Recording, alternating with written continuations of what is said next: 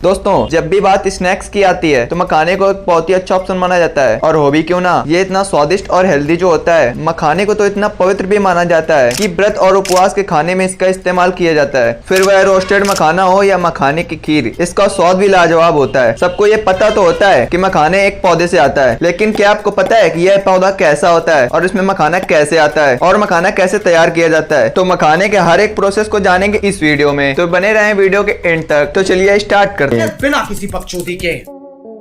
आपको जानकर हैरानी होगी कि फॉक्सनट कहे जाने वाले मखाने को उगाने और इसे खाने लायक बनाने के लिए उसी तरह मेहनत लगती है जिस प्रकार समुद्र से मोती निकालने में लगती है। दरअसल मखाना एक ऐसे सुंदर से फूल से निकलता है और इसे वाटर लिली के नाम से भी जाना जाता है। असल में यह एक कमल के फूल का बीज होता है जिसे प्रोसेस किया जाता है, जिससे यह मखाना बनता है। और वो खूबसूरत फूल जिसे लक्ष्मी जी को चढ़ाया जाता है और वही फूल हमें मखाना देता है, और इसलिए मखाने को इतना शुद्ध माना जाता है। मखाना भारत में अधिकतर बिहार में उगाया जाता है। इसके अलावा कोरिया, जापान और रसिया के कुछ हिस्सों में भी मिलता है। हमने यह तो जान लिया कि मखाना आखिर किस चीज से बनता है। मखाने की खेती नकदी फसलों के रूप में की जाती है। इसे कुरुपा अखरोट के नाम से भी जानते हैं। भारत का 90% मखाना बिहार में होता है। बिहार के मधुबनी, दरभंगा, सुपौल, सीतामढ़ी, अररिया, कटिहार, पूर्णिया, किशनगंज मखाने की खेती के लिए विख्यात है। मिथिलांचल कदम कदम पर पोखर यानी तालाब, मछली और मखाना के लिए दुनिया में जाना जाता है। मखाना यानी फॉक्सनट पौष्टिकता से भरपूर फल है। इसका उपयोग मिठाई, नमकीन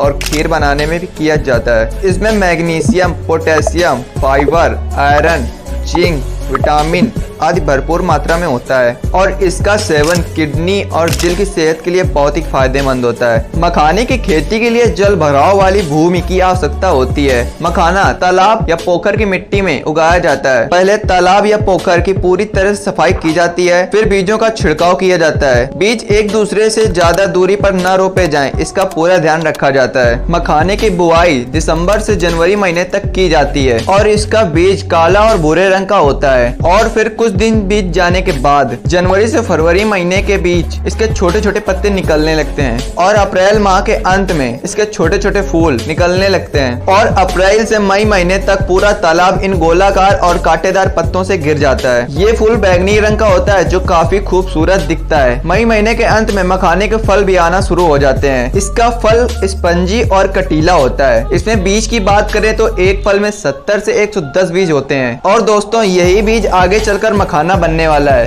तो वीडियो को पूरा देखना। और जुलाई के महीने में मखाने का फल तैयार हो जाता है, इसलिए यह पानी के अंदर ही फटने लगता है, जिसके कारण यह बीज पानी में ही तैरने लगता है।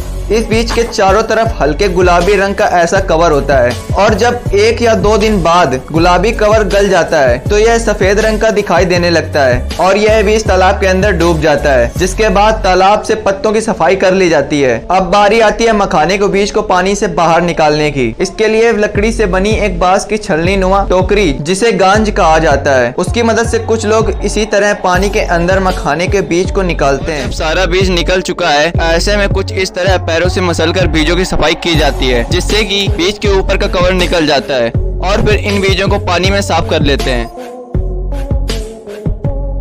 बाद में इन्हें बोरों में भरकर इसके अगले प्रोसेस के लिए तैयार किया जाता है। इसके लिए इन सभी मखानों के बीजों को धूप में अच्छी तरह सुखा लेते हैं और फिर खास प्रकार के चलने से छानकर बीजों को अलग अलग साइज से अलग अलग कर लेते हैं और फिर इन बीजों को अच्छी तरह से फैलाकर धूप में सुखा लिया जाता है, जिससे कि इसका रंग काले से गहरे लाल रंग में बदल जाता है। उसके बाद इन बीजों को उसी दिन बिना बालू के मिट्टी के कढ़ाई में भूना जाता है और भुनाई के बाद इन बीजों को ठंडे छायादार जमीन पर कुछ दिनों तक रखा जाता है, जिससे बीज के कड़े छिलके और अंदर का मुलायम लावा ढीला पड़ जाता है। अब थोड़ा थोड़ा कर इन बीजों को कढ़ाई में भूना जाता है। दोस्तों, आपको बता दें कि बीजों को भुनने के लिए 4 मिट्टी के और 1 लोहे की कढ़ाई की जरूरत पड़ती है। भूनते समय लोहे की कढ़ाई से बीज के द्वारा फट फट की आवाज आने पर इन बीजों की कढ़ाई से निकालकर एक लकड़ी के पीठे पर रखकर लकड़ी से बने तापी से मारकर फोड़ा जाता है, जिससे छिलका टूटकर अलग हो जाता है और काफी गर्म होने के कारण पिज्जा लावा के रूप में फूटकर बाहर छिटक जाता है और यही लावा मखाना बन जाता है। और फिर इन सभी मखानों को तैयार करके अब मखाने की पॉलिसी और इसे अच्छी तरीके से छिलका अलग करने के लिए इस मखाने को मशीन में डाला जाता है, जिससे निकलने के बाद मखाना एकदम दूधिया और सफेद हो जाता है। और फिर इन सभी को पैकेट में भरकर पैक कर देते हैं, तो ऐसे मखाना तैयार हो जाता है। तो दोस्तों, हमें इतनी जानकारी इकट्ठा करने में काफी मेहनत लगी है। आशा करता हूँ कि आपको यह वीडियो पसंद आया होगा। तो प्लीज वीडियो को लाइक करके चैनल को सब्सक्राइब जरूर कर लेना और बेल आइकन को प्रेस कर लेना। तो मिलते हैं अगली वीडियो पर।